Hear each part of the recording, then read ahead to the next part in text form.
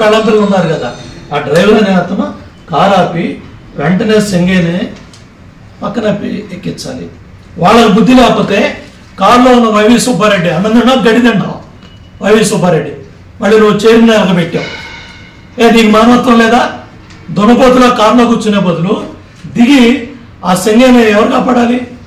ఆ కారులో ఉన్న మంత్రులు ఇద్దరు, ఆ వైవి సుబ్బారెడ్డి అట్లాగే జగన్మోహన్ రెడ్డి పిఏ ప్లస్ జగన్మోహన్ రెడ్డి చెప్పాలి, జ్ఞానం చెప్పాలి. ఏమంటే బండి కింద మనిషి సింగయ్య పడ్డాడు, మనం ఎమ్మడే అతన్ని పంపిస్తే బతుకుతాడని మీరు ఇచ్చి అక్కడ పడేస్తే తర్వాత 108లో ఎవరో ఫోన్ చేస్తే వెనుకున్న వాళ్ళు పాపం వచ్చి తీసుకెళ్ళి హాస్పిటల్లో పెడితే ఆయన చనిపోయాడు. దురదృష్టం. ఏమని మాట్లాడుతున్నారు ఇప్పుడు? 108లో ఆ సింగయ్యకి తప్పు జరిగింది, అది మీ కుట్ర అని సింగయ్య కుటుంబ సభ్యులతో జగన్మోహన్ రెడ్డి చెప్పిస్తున్నాడు. ఇంతకన్నా నీచం ఉందా? ఇంతకన్నా దౌర్భాగ్యం ఉందా? ఆ సీట్లో కూర్చోవడానికి, ముఖ్యమంత్రి సీటు కోసం ఇంత దిగజారాలా జగన్మోహన్ రెడ్డి? ఇంత అవసరమా? ఇన్ని పనికిమాలిన పనులు నీ యువకర్తలు ఎవడా బుద్ధిగా అన్నం తిన్నారు, గడ్డి తిన్నారు ఆ యదవలో. ఈ యువకర్తలు చెప్తున్నా, అరే సన్నాసులారా, రాష్ట్రాన్ని ఒక్క ఛాన్స్ అని తగలబెట్టారు ఆ రోజు. మళ్ళీ ఇవాళ సింగయ్య శవం మీద పేలాలు ఎన్నుకుంటారేంట్రా? గంజాయి బ్యాచ్ని సమర్థించమని పంపిస్తారేంట్రా? యువకర్తలారా, పనికిమాలిన సన్నాసులారా, ఇటువంటి సలహాలు ఇవ్వటానిరా మీరు కోర్టులు తీసుకునేది? ఎదవలారా, ఏం చేయాలనుకున్నారా మా రాష్ట్రాన్ని? ఏం చేస్తారా మా రాష్ట్రాన్ని? తన్ని తగలేస్తారు మిమ్మల్ని. జాగ్రత్త, ఒళ్ళు దగ్గర పెట్టుకొని ఉండండి. ఇమ్మీడియట్గా పోలీస్ యంత్రాంగం, ఎస్బీ, ఐబీ మొత్తం ఈ ఎదవలందరినీ తన్ని తరిమేయండి ఈ రాష్ట్రం నుంచి. ఈ పనికిమాలిన సలహాలు రాజకీయ నాయకులకి ఇచ్చి ఈ ఎదవలు మళ్ళీ ఎమ్మెల్యేలు అవడానికి, ఎంపీలు అవడానికి, మంత్రులు అవడానికి, ముఖ్యమంత్రి అవడానికి ఈ సన్నాసి పనులు చేసి ఈ రాష్ట్రాన్ని తగలబెడుతున్నారు. మేము బాగుపడద్దా?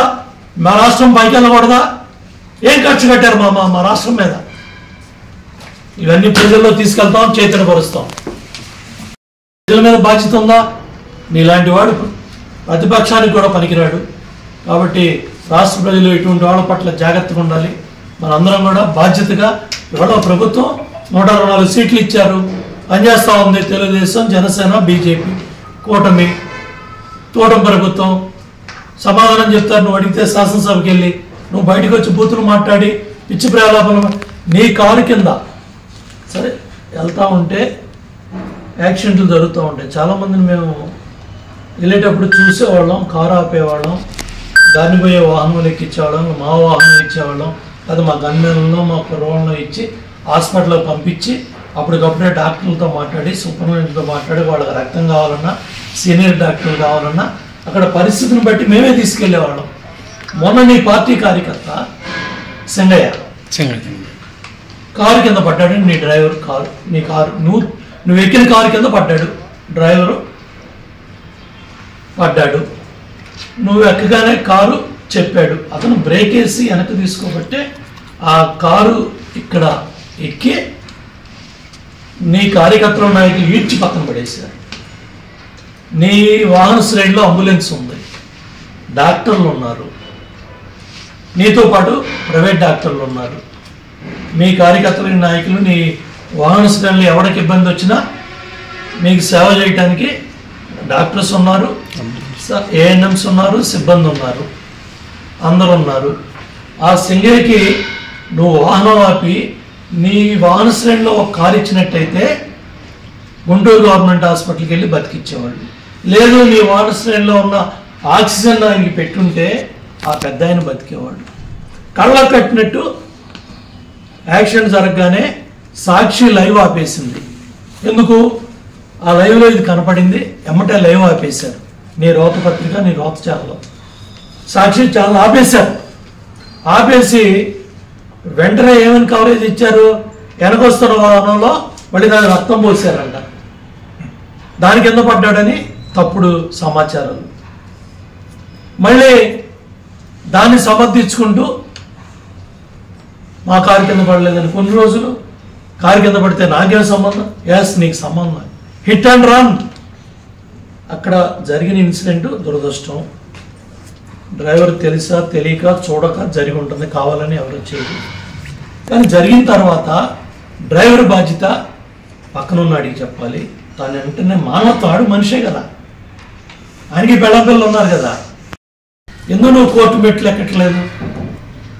ఎందుకు నువ్వు వాయిదాలకు వెళ్ళట్లేదు? ఇవన్నీ కూడా లీగల్ డిపార్ట్మెంట్ బాధ్యత తీసుకోవాలి. పోలీస్ యంత్రాంగం కూడా 2 డిపార్ట్మెంట్లు కోఆర్డినేట్ చేసుకొని పోలీస్ అండ్ లీగల్. ఇవాళ మేము కోర్టులకు వెళ్ళి నువ్వు పెట్టిన తప్పుడు కేసులు, అక్రమ కేసులు, అమరావతి రైతులు వెళ్తున్నారు, అమరావతి మహిళలు వెళ్తున్నారు, అమరావతి ప్రాంతంలో దెబ్బలు తిన్న 70 ఏళ్ళు 80 ఏళ్ళ ముసలాయన కోర్టుకు వెళ్తా ఉన్నాడు. ఒళ్ళు కలిసి కోవిడ్కి 1000 కోట్లు దోచుకున్న జగన్మోహన్ రెడ్డి మాత్రం కోర్టు వాయిదాలకు వెళ్ళలేదు. ఇవాళ రెచ్చగొట్టే కార్యక్రమాలు, గంజాయి బ్యాచ్ని రెచ్చగొడుతున్నాడు.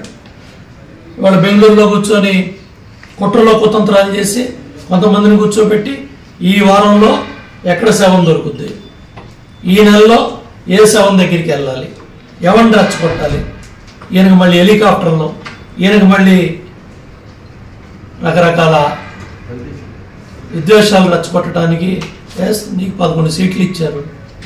నీ దగ్గర ధైర్యం ఉంటే శాసనసభకు రా, ప్రశ్న అడుగు. మామిడి రైతు గురించి అడుగుతావా? సమాధానం చెబుతాడు అచ్చెన్నాయుడు. పొగాకు రైతు గురించి అడుగుతావా? చెప్తాడు వ్యవసాయ శాఖ మంత్రి సమాధానం. రా, మంచినీళ్ళ గురించి అడుగుతావా? పవన్ కళ్యాణ్ గారు డిప్యూటీ ముఖ్యమంత్రి సమాధానం చెబుతాడు. ఆ బొగ్గన రాజేంద్ర రెడ్డి పిచ్చివాగుడు అవుతున్నాడు, పిచ్చి మాటలు మాట్లాడుతూ ఉన్నాడు. రా, వచ్చి ప్రశ్నించు. కేశవ్ మాట్లాడతాడు, ఫైనాన్స్ మినిస్టర్. రా, దాన్ని సమాధానం చేయడానికి సిద్ధంగా ఉన్నారు. గంజాయి గురించి మాట్లాడతావా? హోమ్ మినిస్టర్ అనేది మాట్లాడుతుంది. సభకు రా, నీ దగ్గర ధైర్యం ఉండేరా? జరుగుతుంది, సభ జరుగుతుంది ఇంకో 1-2 నెలల్లో. నువ్వు సభకి వెళ్ళలేదు, శాసనసభకి వెళ్ళేది ధైర్యం లేదు. భారత రాజ్యాంగం మీద నీకు గౌరవం లేదు. రాజారెడ్డి రాజ్యాంగాన్ని అడితే రాజారెడ్డి రాజ్యాంగంతో పోలీస్ యంత్రాంగం ఊరుకుంటుందా? చట్టపరంగా చర్యలు తీసుకుంటుంది. వాటి పిచ్చి ప్రారంభంలో పిచ్చి మాటలు, కలబొల్లి ఏడుపులు, పేరాలు ఏరుకునే కార్యక్రమాలు మానే జగన్మోహన్ రెడ్డి. ఉద్యోగాలు వస్తాయి, ఉద్యోగాలు ఉండవు. ముఖ్యమంత్రి పదవి పోయింది నీకు. మళ్ళీ ఎవరిని ఏం చేయాలనుకుంటున్నావు ఈ రాష్ట్రాన్ని? ఇవాళ ఆయన బాధ్యతగా పెద్ద ఆయన అమరావతి రాజధాని కట్టిస్తా ఉన్నాడు. 52,000 కోట్లు డబ్బులు తెచ్చారు. మొన్నే 15,000 గ్రాంట్ వచ్చింది. కేంద్రం ఒప్పని చెప్పలేదు. ఇట్లా మోడీ గారిని ఒప్పిస్తూ ఉన్నారు, మోడీ గారిని అడుగుతూ ఉన్నారు, తిరుగుతూ ఉన్నాడు. అట్లాగే యోగాంధ్రప్రదేశ్ చేసి గిన్నెస్ బుక్ ఆఫ్ వరల్డ్ రికార్డులో మన రాష్ట్రం పేరు ఎక్కింది. మోడీ గారే క్యాబినెట్లో చంద్రబాబు నాయుడు గారిని లొకేషన్ అభినందించారు. నీ నోట్లోంచి ఒక మంచి మాట వచ్చిందా?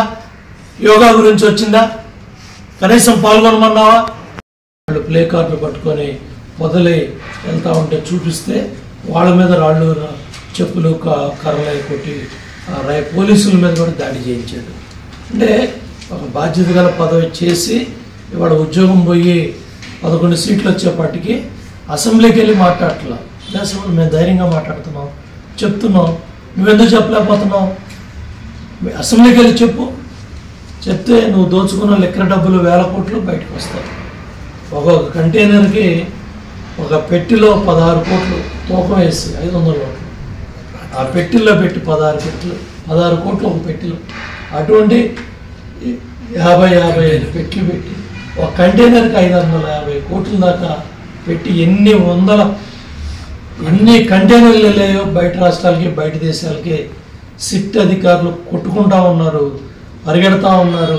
ఈ దుర్మార్గులు రిమాండ్ ఖైదీలుగా ఉండి అచ్చూసిన ఆంబోతుల్లాగా మీడియా ముందుకు వచ్చి సిట్ అధికారులను బెదిరిస్తూ ఉన్నారు, పోలీస్ అధికారులను బెదిరిస్తూ ఉన్నారు.